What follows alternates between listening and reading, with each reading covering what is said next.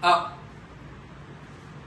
Kami Juru Teknologi Makmal Perubatan Kementerian Kesihatan Malaysia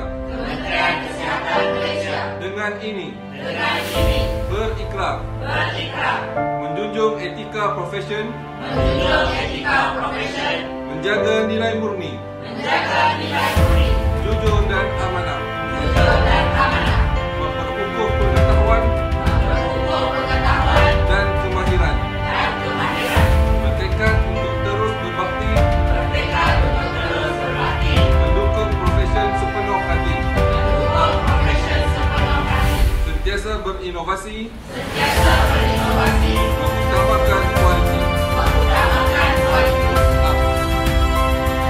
Pada tahun 1900, profesion Juru Teknologi Makmal Perubatan dikenali sebagai pembantu makmal perubatan di Institut Patologi atau kini dikenali sebagai Institut Penyelidikan Perubatan.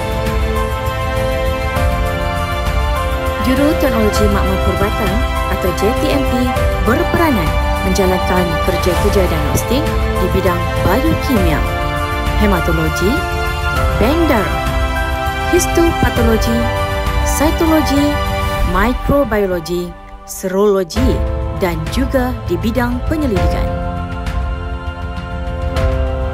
Digitalisasi transformasi JTMP selaras dengan kemajuan dan kepesatan dalam teknologi perubatan. JTMP akan terus bergerak seiring dengan teknologi di dalam perkhidmatan di dalam bidang kesihatan.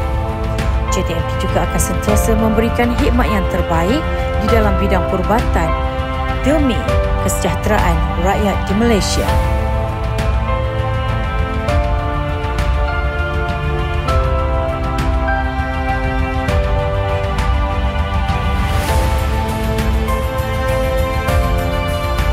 JTMP juga diperkuatkan lagi dengan barisan kepimpinan ketua profesion dan jawatan kuasa teknikalnya dan disokong sepenuhnya oleh Kesatuan Kebangsaan Juru Teknologi Makmal Perubatan.